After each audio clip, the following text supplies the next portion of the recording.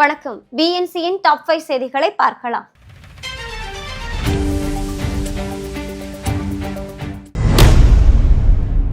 முன்னாள் அமைச்சரும் முன்னாள் தமிழக முதல்வருமான ஓ பன்னீர்செல்வம் இன்று திமுகவில் தன்னை இணைத்துக் கொண்டுள்ளார். அதிமுக தொண்டர்கள் உரிமை மீட்பு குழுவை தொடங்கி நடத்தி வந்த ஓ பன்னீர்செல்வம் தேசிய ஜனநாயக கூட்டணியில் இணைந்து சட்டசபை தேர்தலில் போட்டியிடலாம் என நினைத்திருந்த நிலையில் கூட்டணி கதவுகள் சாத்தப்பட்டன.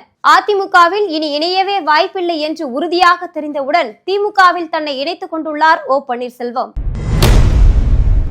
வேளச்சேரி பரங்கிமலை இடையே பறக்கும் ரயில் வழித்தடத்தில் மார்ச் 10ஆம் தேதி முதல் மின்சார ரயில்கள் இயக்கப்பட உள்ளதாக தகவல் வெளியாகியுள்ளது. சென்னை கடற்கரை வேளச்சேரி பறக்கும் ரயில் தடத்தில் தினசரியும் 100 மின்சார ரயில் சேவைகள் இயக்கப்படுகின்றன. வேளச்சேரி பரங்கிமலை மின்சார ரயில் சேவை மார்ச் 10ஆம் தேதி முதல் தொடங்க உள்ளதன் மூலம் தாம்பரத்தில் இருந்து கடற்கரை செல்லும் பயணிகளுக்கு மற்றொரு இணைப்பு ரயில் சேவை கிடைக்க வழிவகை செய்யப்படும் என தெற்கு ரயில்வே பொது மேலாளர் கூறியுள்ளார்.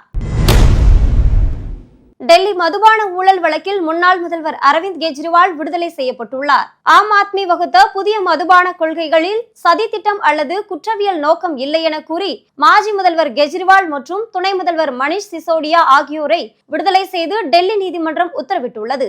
டெல்லியில் ஆம் ஆத்மி ஆட்சியில் இருந்தபோது கடந்த 2021 நவம்பரில் புதிய மதுபான கொள்கை அமல்படுத்தப்பட்டது. இதில் ஊழல் நடந்ததாக சொல்லி வழக்கு பதிவு செய்யப்பட்டுள்ளது. KKSSR ராமச்சந்திரன், முத்துசுவாமி, ஏவாவேலு, ரகுபதி, சேகர்பாபு, செந்தில் பாலாஜி, மனோஜ் பாண்டியன் வரிசையில் தற்போது திமுகவில் இணைந்துள்ளார் ஓ பன்னீர்செல்வம். அமைச்சர்களாக இருந்தவர்களும் MLAக்களாக இருந்தவர்களும் இணைந்து கட்சி கரை வேட்டியை மாற்றி கட்டிய நிலையில் முன்னாள் முதலமைச்சர் ஒருவர் திமுகவில் இணைவது தமிழக அரசியல் வரலாற்றில் இதுவே முதல் முறையாகும். இதை பார்க்கும்போது இது திமுகவா அல்லது அதிமுகவின் புதிய வெர்ஷனா என்று கேள்வி எழுந்துள்ளது. இதை பார்க்கும் பொழுது ஓ பன்னீர்செல்வத்தின் வாழ்க்கை அஸ்தமனமாகிவிட்டதாகவே அதிமுக தொண்டர்கள் கூறுகின்றனர்.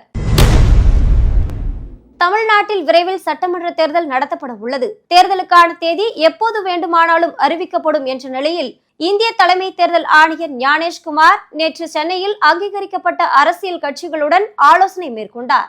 சென்னையில் இன்று 2வது நாளாக வருமான வரித்துறை, துணை ராணுவம் உள்ளிட்ட 23 துறைகளின் அதிகாரிகளுடன் தலைமை தேர்தல் ஆணையர் ஞானேஷ்குமார் ஆலோசனை மேற்கொள்கிறார். இத்துடன் டாப் 5 செய்திகள் நிறைவடைந்தன. அண்மை செய்திகளை தெரிந்து கொள்ள BNC டைம் சேனலை சப்ஸ்கிரைப் செய்யுங்கள்.